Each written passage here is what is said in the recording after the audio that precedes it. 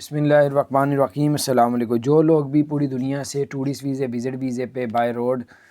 Dubai سے Abu Dhabi آ رہے ہیں یا کسی طریقے سے بھی ابو ظہبی میں آ رہے ہیں، بائی روڈ آ رہے ہیں، تو کسی کے ساتھ دینے کوئی آپ کو لے کے آ رہا ہے ابو ظہبی میں، تو آپ کے اگر الحسن ایپ آپ کی ہوئی اور گرین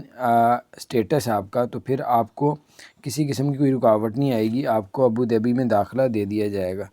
اور اگر آپ کو گرین اپروول نہیں ہے تو پھر آپ کے اس پہ رکاوٹ آئے گی، اور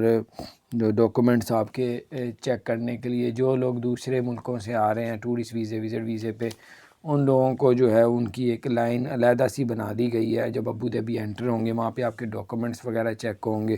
اور الحسن ایپ گرین ایکٹیو ہوگی تو تب آپ کو انٹری دی جائے گی، اور بھی جو بھی معلومات ہوگی لائن ہی الگ بنا دی ہے۔ جو لوگ بھی باہر سے اب نئے لوگ ادھر پہنچ رہے ہیں